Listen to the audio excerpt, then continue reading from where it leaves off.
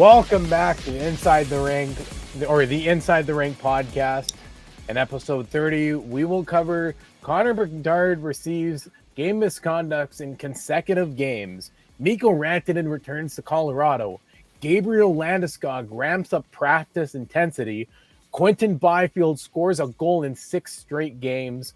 The Grade 8 chase is getting closer, and the mess of the Eastern and Western Conference wildcards. But first, I want to welcome my co-host, Chris LaValle.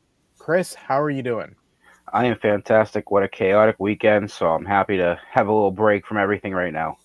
Yeah, no, I understand that it's been quite the hectic couple of weeks. We got NHL trade deadline, 2 weeks in the rearview mirror coming up on that.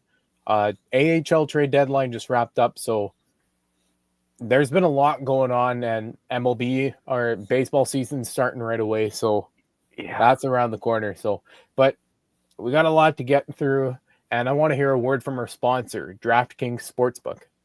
DraftKings Sportsbook is Boston's hometown sportsbook. It's live right here in Massachusetts. Bet local on all your favorite sports from the comfort of your own home with DraftKings. To celebrate, all new customers will receive up to $150 in bonus bets when you sign up for DraftKings Sportsbook using code ITR. You can now bet local on money lines, spreads, props, and more with one of America's top-rated sportsbooks. That's DraftKings Sportsbook. Download the DraftKings Sportsbook app. Sign up with the code ITR to get up to $150 in bonus bets to use now that mobile sports betting is live in Massachusetts. That's code ITR only at DraftKings Sportsbook. If your loved one is experiencing problems with gambling, call 800-327-5050 or visit helplinema.org to speak with a trained specialist free and confidentially 24/7. Must be 21 plus, physically present in Mass. Eligibility restrictions apply, subject to regulatory licensing requirements. Eligibility and deposit restrictions apply. Opt-in required. Bonus issued as free bets. Terms at DraftKings.com/MA. Chris, like I said, there's a lot to get through, but first on the agenda is the NHL GMs. Their annual spring meetings they're underway. Day one was today. I don't know where they're having the meetings. I don't know if they switch locations or if they do them virtually. That wasn't very specific. I thought I saw Florida. I might be wrong on that, but I thought I saw something about Florida. Okay. Yeah. So Florida, like producer Connor just sent a little chat there saying Florida. So they are in Florida. I didn't quite get that gist, so that's on me. But the one discussion topic that was the main topic today was goaltender interference and coaches' challenges. And the reason for that is coaches' challenges, one way or the other, they're at the highest rate in the last 6 seasons. And I found that incredibly interesting because it seems like it's obvious that it's picked up from the amount of challenges we've had. But I think that's also in part due to what we have in the standings, or what the league has in terms of the standings, when you have so many teams fighting for a wild card spot and how close everything's going to come down to the wire. We're going to get into that later in the show, but you have so many teams that could be in or out, and what if one missed call leads up to that, like say a team like Detroit or the Islanders missing a playoff spot because of a call that should have went their way that didn't. Chris, right. like there's a lot to go off of there. I mean, the goalie interference one's a big one. I mean, I think I don't know the numbers on it, but I'm sure we could look it up, and I wouldn't be surprised if goalie interference is one of the biggest challenge calls this year. I mean, it feels like every game you watch, there might be at least one where there's a goal scored and a coach is challenging because, a player was in the blue crease. So, and obviously most of the time I feel like when I've watched this year, whatever game I've watched, it doesn't get overturned as often, but it feels like there is at least one. And that's also another big thing is when you look at the NHL and you look even at the AHL has 23 teams that make the playoffs. So their playoff race goes down to the very last game of the season, and teams that don't make the playoffs have to be like 40 points out. the team that I'm currently covering, the Manitoba Moose, they didn't have a great first half of the season, and now they're going on a run where they're just 10 points out of a playoff spot. And it shows you developmentally what you would like the league to look like and how the NHL is currently running. And speaking of the goaltender interference things, I'm wondering, because with the AHL not having coaches or video reviews widely available like the NHL does, is could they kind of start to implement or test different rule changes, but utilize the AHL in its difference but similarities and utilize them kind of as the guinea pig rather than using a season and everybody that watches games absolutely loathes the rules that they implement temporarily or permanently to kind of cross it over or use it as a test, because I think the AHL would be a great way to test these things, but the AHL being a league of its own, and there's a whole lot of gray area that would go on there. But I think the NHL could realistically utilize that league, like, hey, they want to test it, and let's try it in this league for X amount of games. Well, you see that in a lot of sports. I mean, for instance, baseball, they're doing the ABS system where the batter or pitcher can challenge an umpire's call of a ball or a strike. They did a couple of years ago with the time clock. Football most recently did the kickoff with the change in the rule on the kickoff. So you see it happen where they implement it in a minor league system, see how it works, see what the players think. Because at the same time, I think doing that, you see that's the future of your league. So if that is a route you go, not just trying it, but also the future of your league also gets a chance to experience what the rules might be like when they get up to the higher level. So I think, if they can do it, trying it out in the AHL might not be a bad idea. Yeah, and another thing that is going to be discussed in the NHL GM meetings alongside, like, who knows how long the coaches challenge / goaltender interference stuff lasts in these meetings, because it could be closed, it could not be closed, because realistically every point on the agenda isn't closed until there is kind of an official agreement, X, Y, and Z, and all the legal contractual stuff. So they could drag it out throughout the whole meeting. Like, they dedicate 30 minutes of the meeting every single day past day one to, let's see any new ideas if they're floated, X, Y, and Z. But one of the other discussions that I found very interesting was the NHL schedule is going to be affected, like the 25-26 season will be affected by the 2026 Milan Olympics. And they're going to mainly talk, or the NHL is mainly going to talk about this at the GM meetings tomorrow, Tuesday, and Wednesday. So it's going to be quite interesting to see how the NHL is going to navigate this. There's been a lot of discussion about shortening the preseason and having an 84-game season, and there's a lot of mixed reactions to that, because 82 games already seems long enough, whereas 84 games but a shortened preseason can also be kind of shorter, because teams could also utilize or negotiate something in the next CBA where the first X amount of games of the regular season doesn't count towards waiver eligibility or something along those lines. So there could be a lot of interesting things to go about, because, Chris, realistically, with the CBA negotiations having to happen soon, they could negotiate all sorts of things regarding player eligibility if they lengthen or add length to the season, or if they shorten the season and add more preseason. So it could go either way. I like the idea, too, that I saw floated out there of starting it in September. Like, obviously shorting the preseason, but starting the season in September. I love that idea. And realistically, adding two more games, not that big of a drastic change. I get it, maybe if we're talking 6 more games, but 2 more, not huge. And honestly, to me, hockey rules the sports world come February. Right after the Super Bowl ends, it's all hockey. And then the summer comes, and what's the most watched? You hear it on almost every sports talk show. Playoff hockey is the best playoff format there is and the best entertainment value. So you rule that. So adding 2 more games, having the chance for a situation like we talk about in the past couple weeks where the Red Wings didn't get in last year on Washington on the last day.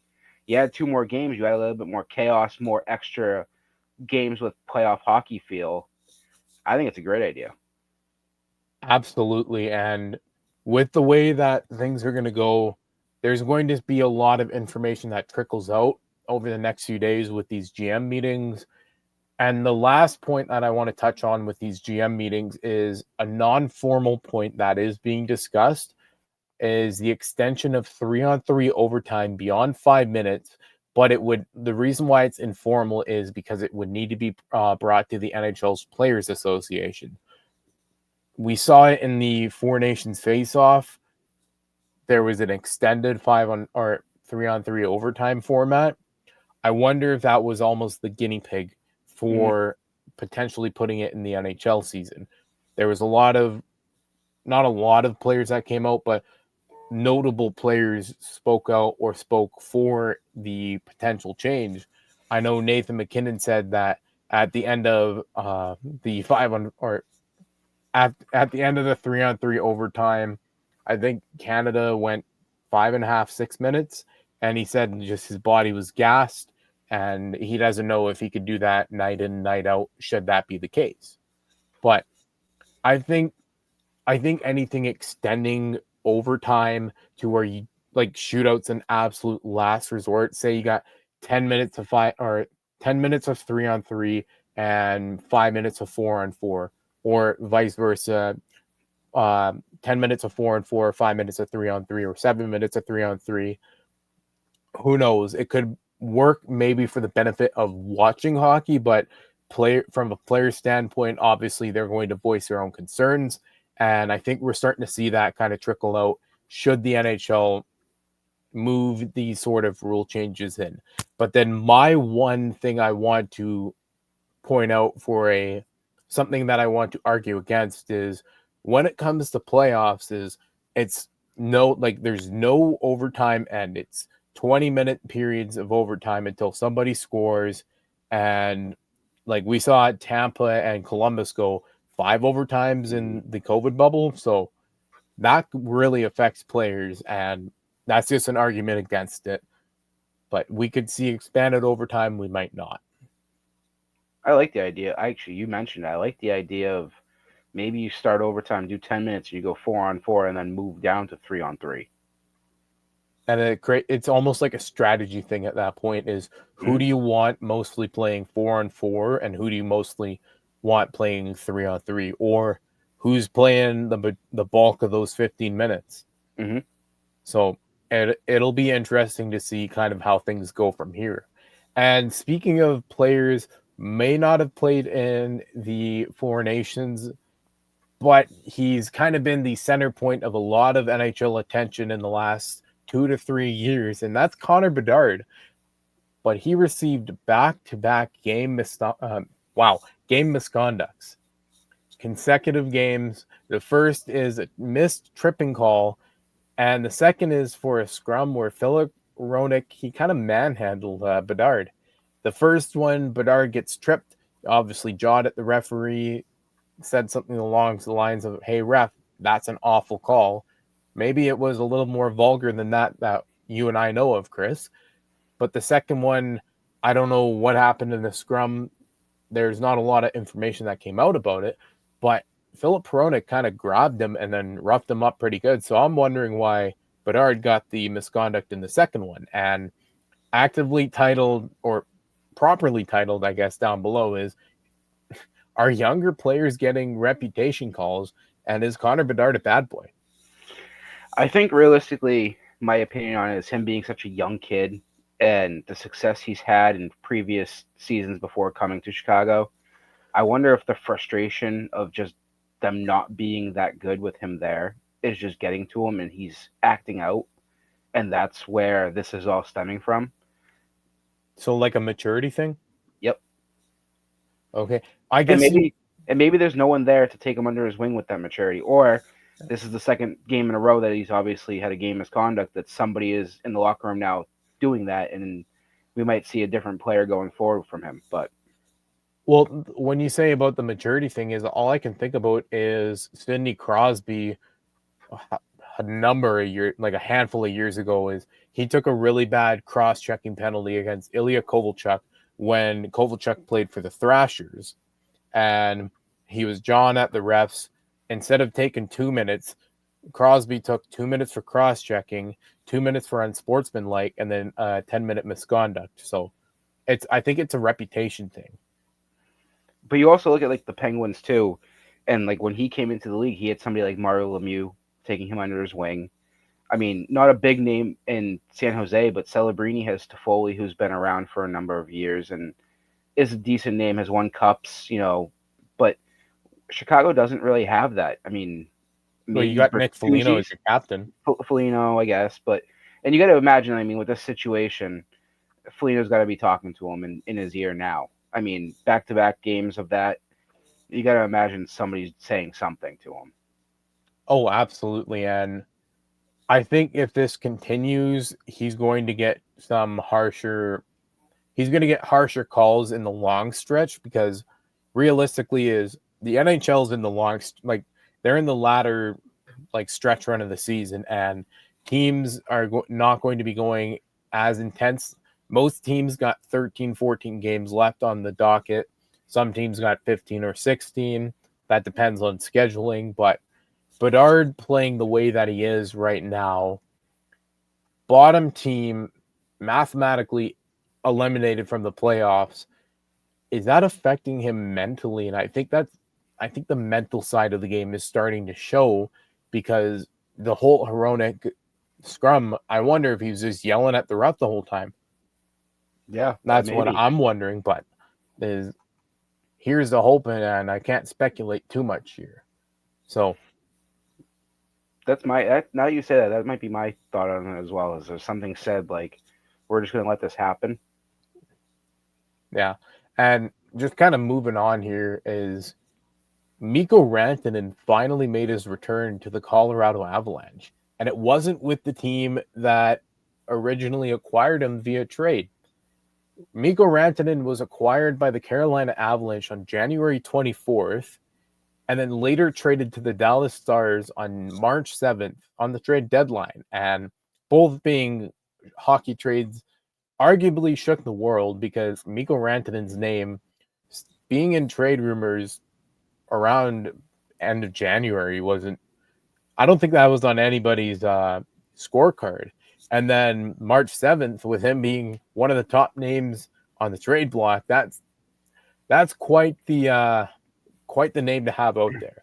But one of the things that really stands out to me is Dallas and Colorado at the time of recording they're separated by 2 points in the Central Division, and both Matt Duchene and Mikko Rantanen, who were teammates in Colorado before and are now teammates in Dallas, they were in similar boats when they got traded. Kind of blindsided about the trade, which Rantanen has gone on to say, and he's also said that he was emotional about the return to Colorado. So it's been quite the week and quite the couple of months for a mid to late 20s Rantanen. So a lot of the drama is still kind of unfolding before our eyes. And Chris, there's a lot to get into this one with.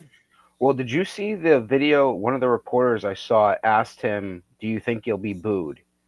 And he kind of said along the lines of, "I didn't ask to be traded." Yeah. So I think that goes to show you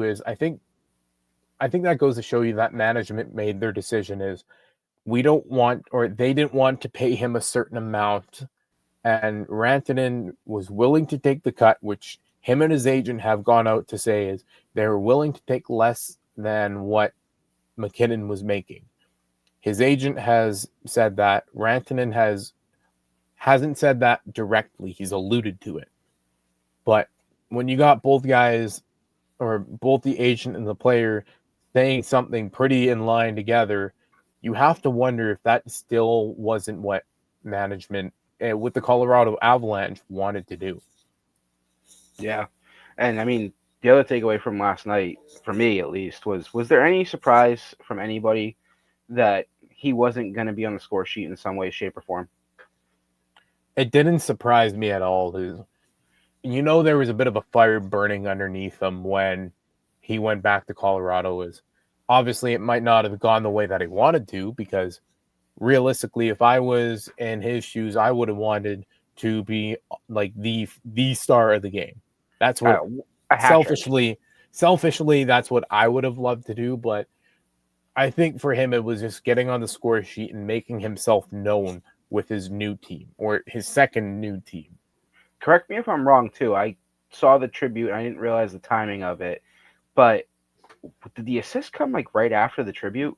I'm pretty sure. Like he came right up. Like he was on the bench when they did the tribute video, and obviously he seemed somewhat emotional. Obviously expected, and then it seemed like, I'm pretty sure he came like on the ice shortly after and was on the assist. And I think that goes to show you he had his own agenda. Yeah. And there's with the way that he returned, and I thought he was going to return with Carolina. When his name was popping up in trade rumors, I didn't think that it was realistic that Mikko Rantanen was going to be traded twice in 6 weeks. No.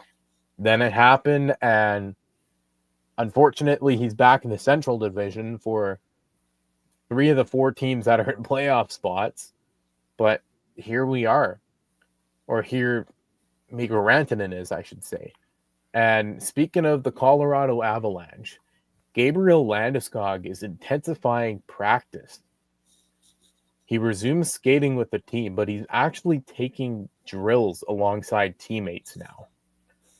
That's incredibly interesting because, one, when you take a look at everything that he's gone through, he hasn't played a game since Game 6 of the 2022 Stanley Cup Final. His recovery process has been all over the place. But this is a positive development for the Avalanche captain. Him and defenseman Josh Manson, they joined the team on the road and head coach Jared Bednar, he said it's to keep both guys skating and around the team. But with Landeskog's knee injuries and then that being further delayed with a cartilage transplant in 2023, this all landed him on LTIR. But I wonder is it possible that he could maybe be back for playoffs? If he is, my one comment to that, and I thought of this when you sent me adding him to the list, was the rich get richer. I mean, think about what they did at the deadline, adding Brock Nelson and Coyle. If they can get Landeskog back and he is the player that he was, it's just another talent to add to a team that's already pretty loaded. And the discussion I had on the phone before you and I came on to the show tonight, Chris, is even if he's half the guy, or even if he's half the player that he used to be, he still knows how to play like a top guy. He knows how to be a captain. Even if he's on the 4th line, just getting minutes to be a part of that potential Stanley Cup run, it shows you the drive that he's had. Because between you and I, he could have hung up the skates in 2022 when this all happened. He could have retired, or LTIR retired as captain of the Colorado Avalanche. He won a Stanley Cup and could have went out on top of the mountain. But he's been so damn determined ever since that to even come back for a game. It's like Carey Price when he went out after the 2021 Stanley Cup playoffs. Is literally put the Montreal Canadiens on his back, but he came back and he wasn't the guy that he used to be, but he still tried to come back. And I'm not saying Price and Landeskog are going to have similar outcomes, because Landeskog still has yet to play a game. I'm just wondering that if he comes back and if he plays even 70% like the guy, or like Landeskog used to be, the Colorado Avalanche are the scariest team heading into playoffs. And look at them right now. They're 8-1-1 in their last 10 games. Yep. And that was the point I was going to actually get to, is their record recently.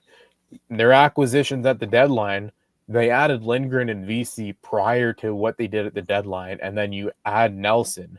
And regardless of if he comes back or if he does what Stamkos did in 2020, If he plays a minute and something and then goes out, they win the cup. Well, his name's on the cup, and it just goes down in history as a moment of he still played. I wouldn't want to see Colorado in the playoffs, especially as of right now, and especially if he comes back.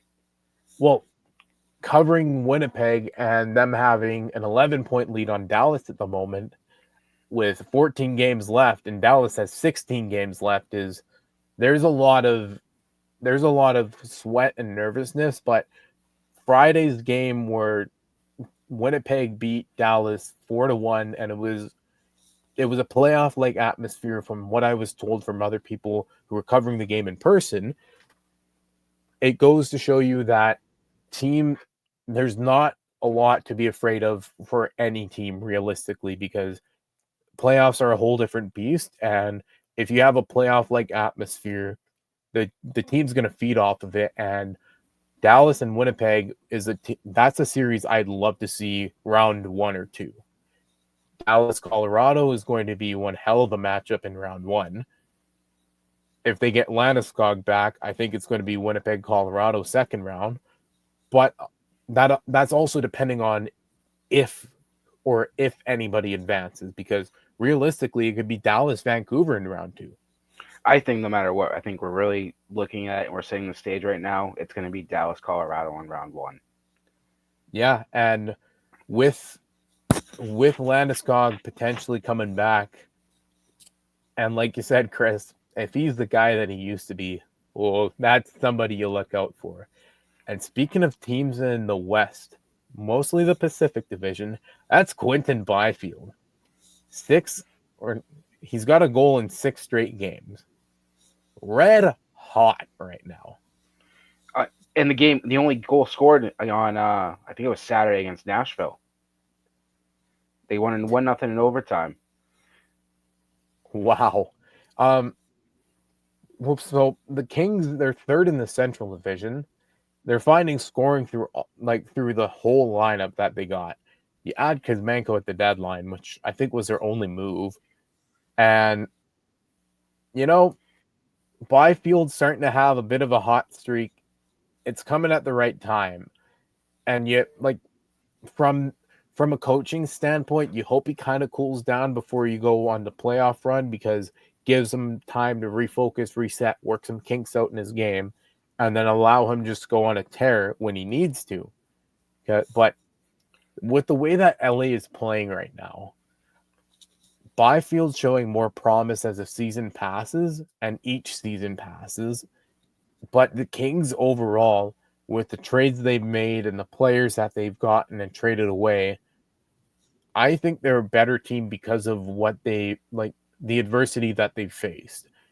And Chris, between you and I, I'm wondering if Byfield can become a consistent 50 or 60 point producer, or maybe he becomes a 70, 80 point guy for LA. He could take that next step. The other name that nobody's talking about, obviously Byfield being hot, is the main takeaway right now. 6 goals is absurd. But Darcy Kemper, entering tonight, he's off back-to-back shutouts. Has not allowed a goal in 2.5 games. The last goal came at the 8:37 mark in the second period against the Islanders. As of right now, I have the game on, and he is at 145 minutes and 43 seconds of shutout hockey. Okay. This guy, you want to talk about somebody standing on their head for their team. Goaltending is key come playoff time. And if this guy's going to be red hot like this, and you got a guy like Byfield who's catching fire, and you're not even talking Kopitar, Fiala, the other names they have on there. Imagine what this team could do come playoff time. And they're setting themselves up realistically for a first-round series with, once again, Edmonton. So, but they might actually be, right now, the way they're playing, they could be the 2 seed and own the home stand advantage in the 7-game series. Yeah, and honestly, with Edmonton, LA, the last few years has been a really great playoff series. And with the one thing I like about the current playoff format is the consistent round 1 and round 2s that we seem to get year in and year out. And I say we from the perspective of watching the games on TV. And from the point of covering, it can seem a little dull, I guess. But for the most part, Edmonton and LA have hit the absolute hell out of each other the last 2 years, or the last two playoff series they've played against each other. And you got other teams like Toronto and Tampa Bay who beat the hell out of each other in round one. Toronto and Boston, great series, regardless of who's on their team, who's not on their team. But I just think with the way that things are going is the current playoff format's right, but how that ties into LA is who they're facing most likely year in and year out, and that's going to be the Edmonton Oilers most likely this season, and knock on wood, because a lot can change from now until the end of the season, because like I said, there's still over 10 games left for every team. Some teams have 15, 16, some have less. But one team I do want to talk about, Chris, that's the Washington Capitals. But I mostly want to talk about Alexander Ovechkin chasing greatness, the great chase, grade 8, whatever you want to call it. 887 goals right at the time of speaking, at the time of recording. He needs 7 to tie and 8 to break the record. The next 3 games that Washington plays are home games. They play Detroit tomorrow, Tuesday the 18th, Philadelphia Thursday the 20th, and Florida Saturday the 22nd. You know, Chris, you and I both know that he's going to go into those games with a little bit more fire in his belly, because he's for sure going to want to break that record in Washington. Yeah. I mean, realistically, yes, but I think NHL is going to have, I think we can expect every game going forward as well is going to be on national television. You're going to see a lot of Capitals games going forward. And after those 3 home games, I think Ovi is going to score about 4 to 5 goals in the next 3 games, because he's going to have a bit more kick in his, a little bit more pep in his step right now. But then the following 2 games after that 3-game home stretch, you have Winnipeg on Tuesday the 25th and Minnesota Thursday the 27th, both on the road. But then they come back home to play Buffalo on Sunday the 30th. Could we see Ovechkin break the goal-scoring record by the end of the month?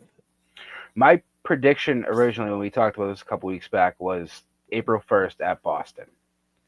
And then now thinking about where he's at right now, I could see April 4th at home against the Blackhawks. You see, I've seen a lot of people say this, I've seen a lot of people say that, and I've seen a lot of people also say it's going to be later in April. But like Columbus back to back. Maybe. But the one thing that not a lot of people seem to be looking at is when Ovechkin is scoring, he is stringing together multi-goal games, and or he's stringing together games where he's scoring at least once. Then he'll fall off for a couple of games, score one, fall off for a game or two again, and then go on another stretch. And he's fallen off for a couple of games, scored one, fallen off, scored one more, then fallen off for one more. So I'm wondering, with this 3-game homestand, maybe he just explodes. Maybe he breaks it against Florida. That would be something. Imagine 3 straight hat tricks. Oh, and that just sets it up perfectly. Realistically, what does the NHL do? I thought of this as we talked about it, and this is just a thought that popped into my head. What if, for some odd reason, he ends up the regular season 1 goal shot, tied? On opening night next year, do you put the Capitals at whoever the Stanley Cup champions are, just to see if he can do it on opening night? I'm wondering if in this hypothetical situation that you have just presented to me, and I absolutely love it. With 7 to tie and the Capitals having 15 games left in the season, that's not entirely out of the realm of possibility. But I'm wondering is if the NHL would do something different and have opening night be every other, like there's no other games on television except for Washington and Pittsburgh. If you look at it from the standpoint of no, even Crosby better, imagine this going one step further. What if the Capitals win the Cup? Oh, sorry, I must have cut out. Going one step forward, what if the Capitals win the Cup? Okay. They get opening night no matter what.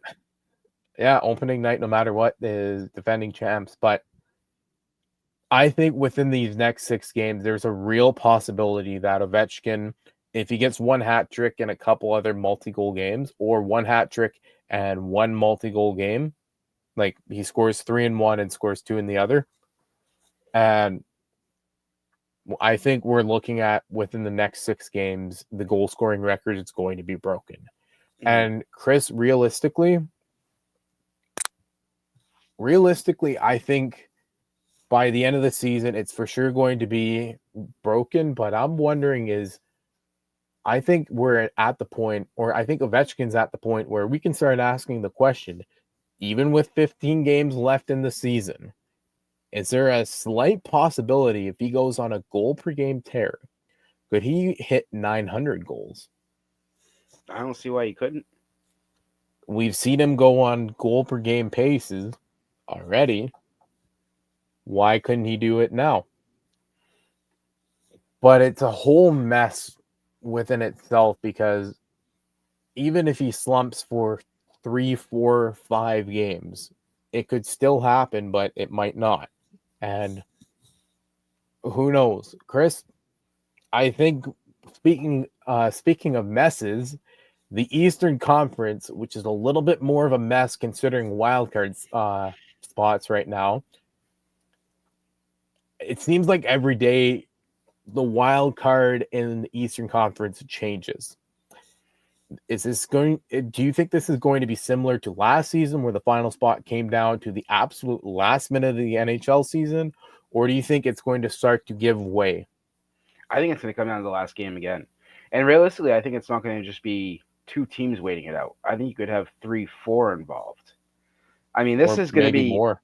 This is going to be a topic I think we're going to have to discuss every week with both conferences, the way they are right now. I mean, something could change next week and we could have a big jump and there's no point even bringing it up. But as of right now, the way it sits is the Rangers own the last wildcard spot at 72 points, but they're 4-4-2 in their last 10.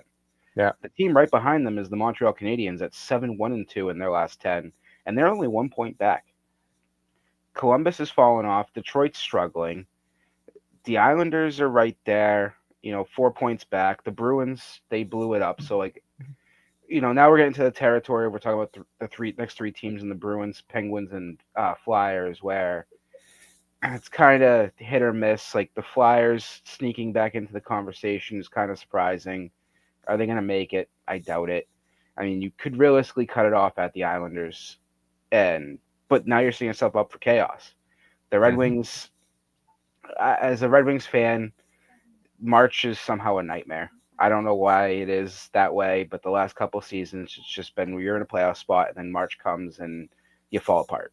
And this year, when the schedule came out, I looked at it and I said, this team better hope they're in the 2nd or 3rd spot come March, because they have the toughest schedule remaining of any team in hockey. I mean, they got Vegas. They had Vegas yesterday, surprisingly a shutout win. They got Vegas again on Saturday. They got Washington tomorrow. I forget who they have on Thursday. But, I mean, I know there's Toronto to end the season. You're just facing all the top teams. But I think for Detroit, should they make the playoffs, I think that's a necessary challenge of adversity that needs to happen for them. Battle tested. So, I mean, if they're gonna get in, if they somehow find a way with this stretch coming up, with the rest of the season they have, if they get in, they might be one of the scariest teams in the Eastern Conference. Yeah, but that comes to what they need to face, because one of the things that I firmly believe when it comes to playoffs is experience triumphs everything. If a team is inexperienced come playoff time, it will show. They will make the mistakes that they will make. If a team has a ton of veteran experience that have gone deep in the playoffs and have won Stanley Cups, it will show throughout the lineup. But the guys who haven't been there before, that it'll show the cracks between them. So there will be a bit of a difference. And I know Detroit has Stanley Cup winners on their team. I think that if they make it, it will be a learning. It'll be a learning experience for the younger guys and the guys who have been there before but haven't had a long run.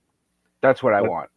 Yeah, I want Raymond, Sider, those guys to get playoff experience. I mean, Larkin, I believe, only has a couple games under his belt in playoffs. But realistically, if you're going to get there, and that's you go on a hot stretch like this to get there, having the guy like Todd McClellan behind the bench is the kind of guy that can get those young kids ready to go come playoff time. absolutely. And I was actually going like the Red Wings were the top team on this list that I wanted to discuss, and that's because of when you look at them defensively, they have so many NHL eligible guys on their roster who can crack maybe a top 4 on another team. And I think that goes to show you what they're carrying and the players that they've acquired, either free agency or trade. But then you also see what they've given away, and hindsight being 2020, it's people say, oh, it's the Iser plan or whatever it's called nowadays. And I think that's going to seep through their current guys and, oh, maybe I could be as good as X, Y, and Z, but I want to be in Detroit and I want to be that good here. Maybe that's the hypothetical that a certain player has. Yeah.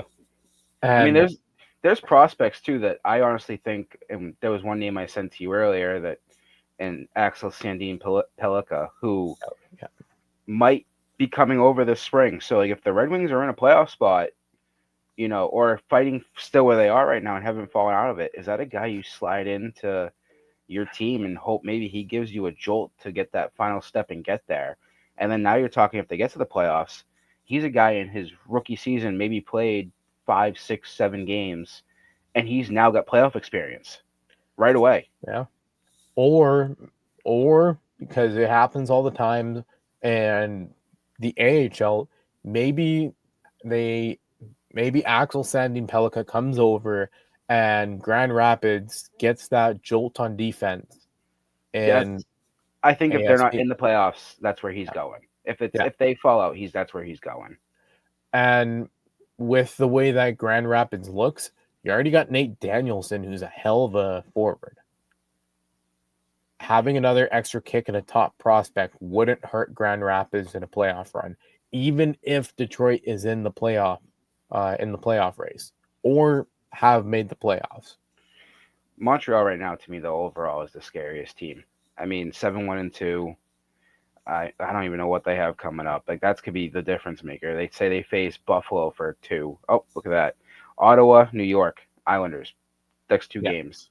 I mean, that could – the Senators are one team right there. If they win that game or even come away with a point, it's going to get very interesting with that team. Oh.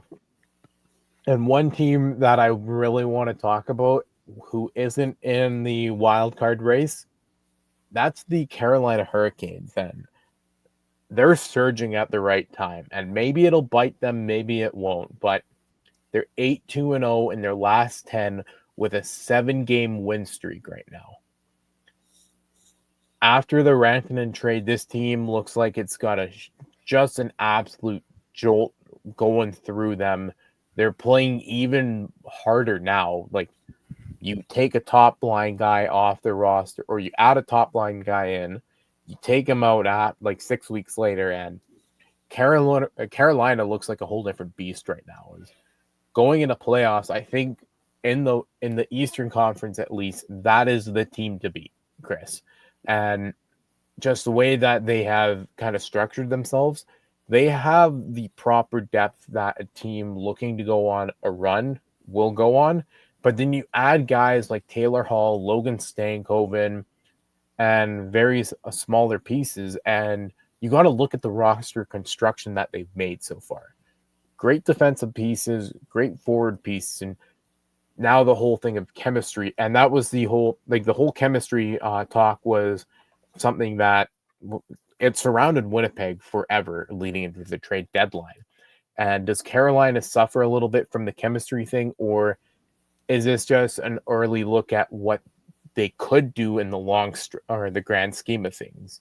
And that 7-game win streak, it scares me looking in from the outside, but we've also seen time and time again teams that go on these long win streaks near the end of the season don't tend to do good in playoffs. They peak way too early.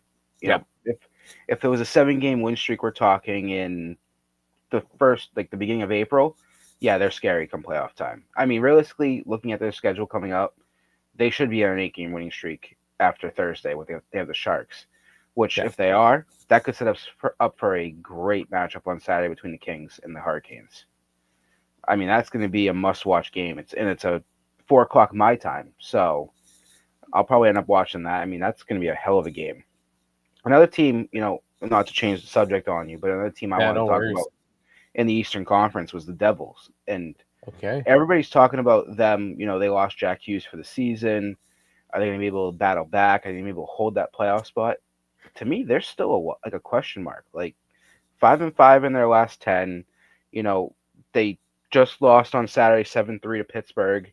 They're down 2-0 at the time of recording right now to Columbus. They got the Flames, the Senators, Canucks, 3 teams all playing for something. They lose those games, coming away with no points. It could open the door for the Rangers, a team we already mentioned. They might fall to a wild card spot. Then that opens the door for a team like the Red Wings, Montreal. Say the Rangers do fall out and somebody like Columbus slides back in, that opens the door for another Atlantic Division team again. It's all a mess. Even, like I said, the Devils in third place in the Metro aren't safe either. Yeah, and you and I talked about this. I forget how long ago we talked about, or maybe Jade and I talked about it. It's one of the two of us. But I talked about how last year for my season predictions, and it's an annual piece that I do before every single season. And last season, I had the New Jersey Devils winning the President's Trophy because I was convinced that they were the real deal. And for whatever reason, they didn't even sniff the playoffs. And then this year, it seems like they've had their highs and lows. And honestly, they've been barely above a .500 team, 36, 26, and 6 right now. So injuries. They're the story of injuries. Markstrom was out for some time. Now they lose their leader, Jack Hughes, for the season. So, and that's, to me, that's their question mark right now, is how they handle these next 3 games. If they come away with no points, the door's wide open. Oh, yeah. I even think is after those 3 games, if you can't even steady yourself to have a dominant win in that 4th game, then you might as well start. I don't want to say you might as well, as if I'm speaking to them. I want to say it as you might as well look at it as your season, like the book's starting to close, because other teams are right up. They're sneaking right up against you, but there's an 8-point difference between them and Detroit. Yep. And that 4th game is at Chicago. But then right after that, it's still a rough road stretch. They got at Winnipeg, at Minnesota, and then home against Minnesota to end the month. So in your next 7 games, 6 of those are against playoff teams or teams fighting for a playoff spot. And I think with the injuries that New Jersey has here, I don't know if realistically, if you're going to say, okay, they're contending long term, because if they can't get healthy this season, because they haven't been healthy prior to this season, maybe they're looking to make a massive shakeup to get a guy who they can kind of rely on.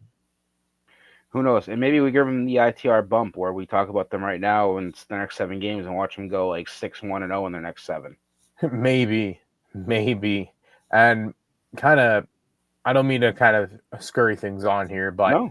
I want to talk about the Western Conference, Chris. Mainly because it's way less of a mess. If you look at the wild card, it seems like St. Louis, Calgary, and Utah are the teams that are in the wild card race. Maybe Anaheim, but I think their door's slowly closing on them. We bring them up and they fell off. Yeah, fair enough. But when you look at St. Louis, Calgary, and Utah, Calgary is like, yes, they're behind St. Louis and Utah, technically.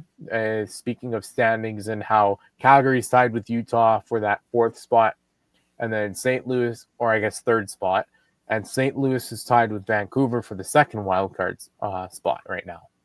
But the one thing I want to point out, Calgary, they're behind Vancouver and St. Louis, who Vancouver and St. Louis are tied for that 2nd wildcard spot, as I mentioned. Calgary's behind by 2 points with 3 games in hand. And they got a roster that could sneak into playoffs and do some damage.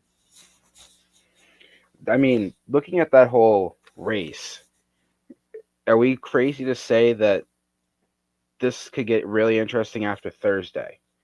Because it's interesting right now. I'm not discrediting that, but the Blues and Canucks play on Thursday night. 2 teams tied right now. And that could, say that's a Blues win in regulation, that things could get interesting. Where, the Canucks, I'm sure, I don't think they're done with the Flames. I thought they had 2 left. Maybe I'm wrong on that. But, they just played 2. So that's what it was. So they are done with the Flames. Okay. But they do have, the Canucks have at Winnipeg on tomorrow. They're at the Blues, at the Rangers, at the Devils, at the Islanders, at Columbus, and at Winnipeg to end the month. That's a tough road trip. And so now open up the door for the other 3 teams. Yeah, and Utah being one of the teams that is quietly surging. They're 6-2-2 in their last 10, and that's growing. They're counting right now. And I think after they re-signed key guys that have been crucial to their inaugural season in Utah, maybe they sneak into a playoff spot and show that they are the team that they want to be and that they've been trying to be the X, Y, and Z since. But I also look at Vancouver. They got that 2-point lead. You're like 2-point lead on Utah. And I think for them, it comes down to, I think between between St. Louis and Vancouver, it comes down to if St. Louis wins that game, then Utah being 4 points behind St. Louis with 2 games in hand isn't the worst case scenario. No, but going back to your Utah take, and so you're going to have to say his name. Is it Vejmelka? Vejmelka. 6-2-2 in his last 10, and he's made 10 straight starts. I mean, and he's 9-11 save percentage. I think Vejmelka was the key piece. Is if he would have been traded, Utah, that would have been the white flag waved on their season. They not even their season, him. Their future. Yeah. Oh, yeah, definitely. And when Utah was in Arizona, they were known for developing some pretty good goaltenders. Kemper, I think, is one of the best examples to have left, but they got guys that have left and have made their marks across the NHL. But if Vejmelka would have left, I think that would have been quite some time before they find another Karel Vejmelka.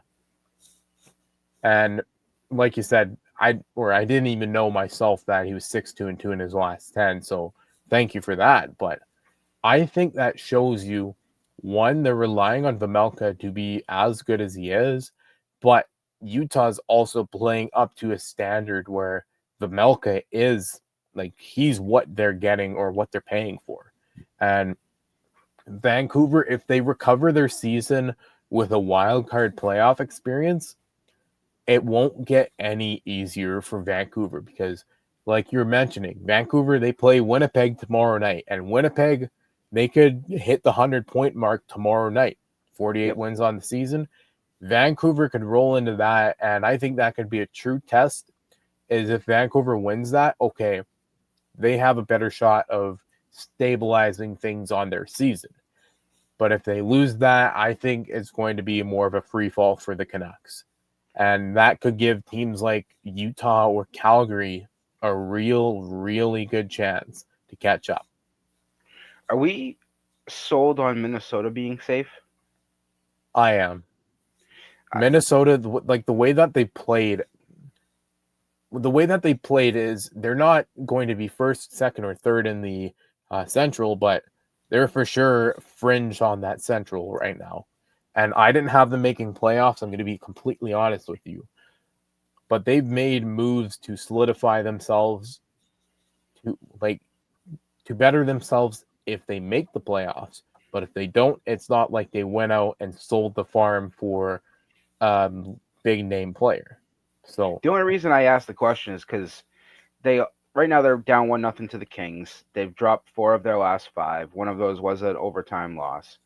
The next 2 games should be winnable against Seattle and Buffalo, but then they end the month with Dallas, Vegas, Washington, the Devils, and then the Devils again. And I mean, April they got to play the Canucks and the Flames, who are right behind them. That's why I bring it up of, are they really safe? And we talked about Kaprizov and not being there and being a top scorer for them. So, well, they went out and got the secondary scoring that they needed. You and I talked about that before. So. Right. But again, dropping 4 of their last 5, and since the trade deadline, they're 1-2. No, 1-2-1 since the deadline. Okay. I forget when that Nyquist trade, because it wasn't the deadline. It was right before. So they're 1-2-1 since March 7th. Okay. Well, like in the West, the only team to be eliminated in the West and in the entire league, that's San Jose. Yep. So the whole playoff thing, it's kind of interesting because you have a team like Minnesota that I don't think should be in a playoff spot from when we started the season, but here we are, and they're actually a decent team right now.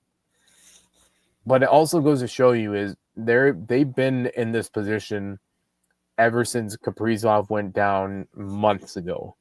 But they fell from 2 to 4, or 2 to the wild card.